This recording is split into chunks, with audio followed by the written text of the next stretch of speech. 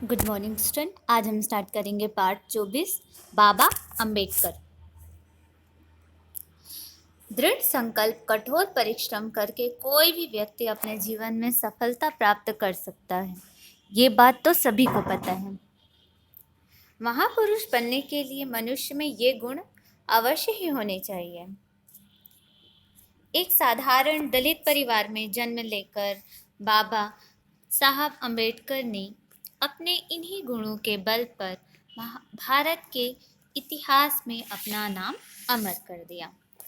विपरीत परिस्थितियों से जूझकर उन्होंने अपने संकल्प को अंततः पूरा कर ही लिया। तो इस पार्ट में आज हम बाबा अंबेडकर के बारे में पढ़ेंगे, जिनका पूरा नाम था डॉक्टर भीमराव अंबेडकर। संध्या हो रही थी। पश्चिमी दिशा में लाली फैल रही है। पक्षी चहचहाते हुए अपने घोंसलों की ओर लौट रहे हैं। बड़ौदा की राजमार्ग पर पेड़ के नीचे एक युवक बैठा है। वह फूट फूट कर रो रहा है, मतलब बहुत जोर से रो रहा है। आंसुओं का झरना लगातार झर रहा है। कोई धीरज नहीं देता उसे, कोई राह नहीं दिखाता उसे। अचानक वह उठ खड़ा हो जाता है। आंसू पोंछकर सोचता है, किसने बनाई है छुआछूत की व्यवस्था? किसने बनाया है किसी को नीच, किसी को ऊंच? भगवान ने हरगिज नहीं। वह ऐसा नहीं करता। वह सबको समान रूप से जन्म देता है। यह बुराई मनुष्य ने पैदा की है। मैं इसे मिटा कर रहूँगा। मन में बार बार अपना निश्चय दोहराता हुआ वह युवक मुंबई लौट आता है। फिर वह जो कुछ करता है उसके कारण आज सारा देश उसे बाबा साहब के नाम से स्मरण करता है। मध्य प्रदेश के महू नगर में रामजी नाम के एक सूबेदार मेजर थे। वे महार जाति के थे। 14 अप्रैल सन 1891 ईस्वी को उनके घर 14वीं मतलब 14 संतान ने जन्म लिया। माता भीमाबाई 5 वर्ष तक उस बालक को पालकर स्वर्ग सिधार गई। फिर चाची मीराबाई ने उसका पालन पोषण किया। वे बालक को प्यार से भीवा कहकर बुलाया करती थी। बाद में यही बालक भीमराव रामजी अंबेडकर कहलाया।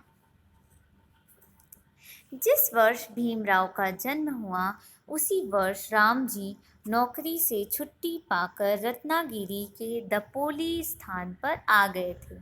यहीं भीमराव को पहली बार एक मराठी स्कूल में भर्ती कराया गया। 4 वर्ष बाद वे पिता के साथ सतारा आ गए और सरकारी स्कूल में भर्ती हुए। यहाँ उन्हें सब लड़कों से दूर रखा जाता था। अध्यापक उनकी अभ्यास पुस्तिका और कलम तक नहीं छूते थे। वे संस्कृत पढ़ना चाहते थे, किंतु संस्कृत के अध्यापक ने उन्हें पढ़ाना स्वीकार नहीं किया। विवश होकर वे फारसी पढ़ने लगे। विद्यालय में उन्हें दिन भर प्यासा रहना पड़ता था, क्योंकि उन्हें पानी के बर्तनों में हाथ लगाने की अनुमति नहीं थी। सन 1905 में रामाबाई नाम की कन्या से भीमराव की शादी हो गई। उस समय वह 9 वर्ष की थी। शादी के बाद भीमराव अपने पिता के साथ मुंबई चले गए। वहाँ वे एल्फिंस्टन स्कूल में भर्ती हुए। इस स्कूल में छुआछूत की कुप्रथा नहीं थी। 2 वर्ष बाद भीमराव ने मैट्रिक परीक्षा उत्तीर्ण की। महार जाति के लिए यह बहुत गौरव की बात थी। घर में खूब खुशियाँ मनाई गई। भीमराव एल्फिंस्टन कॉलेज में पढ़ने लगे। बड़ौदा के महाराज सयाजी राव गायकवाड़ ने प्रसन्न होकर उन्हें 25 रुपये मासिक छात्रवृत्ति देना आरंभ कर दिया। बीए उत्तीर्ण होने पर महाराज ने उन्हें बड़ौदा में अपने दरबार में नौकरी दे दी। दुर्भाग्य से इसी वर्ष उनके पिता का स्वर्गवास हो गया। महाराज के दरबार में भीमराव से कट्टर हिंदू घृणा करते थे। चपरासी तक उनको फाइलें फेंक कर देते थे। तंग आकर भीमराव ने नौकरी छोड़ दी। वे फिर महाराज से छात्रवृत्ति पाने में सफल हुए और उच्च शिक्षा के लिए कोलंबिया अमेरिका चले गए। अपनी जाति के वे पहले विद्यार्थी थे जिन्हें विदेश जाने का अवसर मिला। कोलंबिया विश्वविद्यालय में पढ़ते समय भीमराव को अनेक नए अनुभव हुए। वहाँ उन्हें सबका प्यार और समानता का व्यवहार मिला। सन 1916 में वे कोलंबिया से लंदन पहुँचे। वहाँ एक वर्ष रहकर वे मुंबई लौट आए। महाराज गायकवाड़ ने उनको बड़ौदा बुला लिया और सेना में सचिव के पद पर नियुक्त कर दिया, किंतु वहाँ फिर उनको घृणा का शिकार होना पड़ा।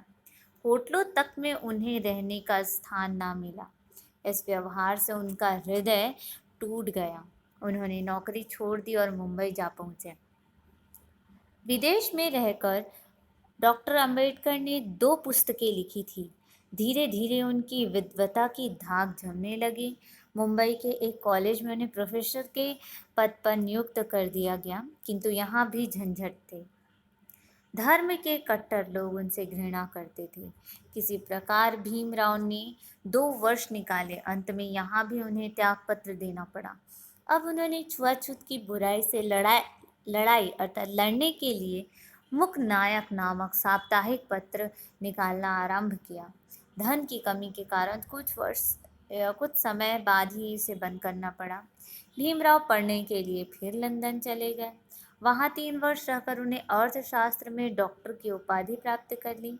सन 1923 में वे मुंबई लौट आए और उन्होंने वकालत आरंभ कर दी। 1 वर्ष बाद कुछ मित्रों की सहायता से उन्होंने बहिष्कृत हितकारिणी सभा की स्थापना की। तथाकथित अछूतों ने समस्या हल करना इस सभा का मुख्य उद्देश्य था। उन्होंने बहिष्कृत भारत नामक समाचार पत्र भी निकाला। इसी वर्ष वे मुंबई विधानसभा के सदस्य बनाए गए। 27 मई 1935 को बाबा साहब की पत्नी रामाबाई का देहांत हो गया, जिससे वे बहुत दुखी हुए। डॉक्टर अंबेडकर समाज में तथाकथित अछूतों को समानता का अधिकार दिलाना चाहते थे। वे उनकी आर्थिक हालत सुधारने के लिए संकल्प ले चुके थे। इतिहास की सच्ची जानकारी देने के लिए उन्होंने शूद्र कौन थे नामक पुस्तकें लिखी, जो बहुत लोकप्रिय हुई। भारत के वायसराय ने उनकी योग्यता से प्रभावित होकर उन्हें अपने सचिव मंडल का सदस्य बनाया। सन 1947 में भारत के स्वतंत्र होने पर वे संविधान सभा के सदस्य चुने गए। संविधान का प्रारूप उन्हीं की अध्यक्षता में तैयार हुआ। उन्होंने उसमें तथाकथित अछूतों को समानता का अधिकार दिलाया। राष्ट्र की एकता के लिए भी उन्होंने कई बातें संविधान में सम्मिलित कराई। संविधान निर्माण में बाबा साहब ने अभूतपूर्व परिश्रम किया। 15 अगस्त सन 1947 को स्वतंत्र भारत की प्रथम सरकार बनी। डॉक्टर अंबेडकर को इस सरकार में कानून मंत्री का पद दिया गया। वे भारत के पुराने कानूनों में कई सुधार करना चाहते थे, किंतु प्रधानमंत्री पंडित जवाहरलाल नेहरू ने उनका मतभेद हो गया। इसीलिए सन 1951 में उन्होंने अपने पद से त्यागपत्र दे दिया। सरकार से अलग होकर वे पूरी शक्ति से समाज सेवा में जुट गए। लोग उन्हें देवता की तरह पूजने लगे। वे जहाँ जाते थे विजय भीम के नारे से आकाश गूंज उठता था। वे कट्टर हिंदुओं के आगे झुकना नहीं जानते थे। उन्होंने सन 1955 में भारतीय बौद्ध समाज की स्थापना भी कर डाली और बौद्ध धर्म स्वीकार कर लिया। इस घटना से हिंदू समाज में बड़ी खलबली मच गई।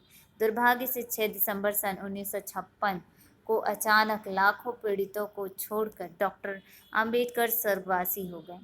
हिंदू समाज डॉक्टर अंबेडकर को बाबा साहब कहकर सम्मान देता है। वे देश के पिछड़े और दलित समाज के प्राण थे। बचपन से ही उनमें कठिन परिश्रम करने की आदत थी। नित्य 18 घंटे पढ़ना उनके लिए सहज बात थी। सिनेमा और गपशप से वे दूर रहते थे।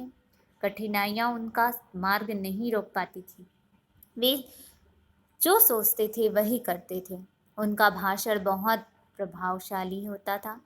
तर्क करने की उनमें अनोखी शक्ति थी। वे किसी भी धर्म के विरोधी नहीं थे। उनकी लड़ाई तो उन बुराइयों से थी जिन्हें मनुष्य ने धर्म में उत्पन्न कर दिया। डॉक्टर अंबेडकर इसलिए महान हैं क्योंकि उन्हें छुआछूत के पाप को नष्ट करने का प्रयत्न किया। उनके प्रयत्नों से भी सभी कानून में समानता का अधिकार मिला। आज सभी बालक बालिकाएं साथ बैठकर पढ़ते हैं, खाते पीते, खेलते कूदते हैं। गाड़ियों, होटल, तीर्थों, मंदिरों आदि सभी जगह में समान रूप से आते जाते हैं। हजारों वर्ष के भारतीय इतिहास की यह बहुत बड़ी घटना है। डॉक्टर अंबेडकर ने देश को छुआछूत के पाप से छुटकारा दिलाया।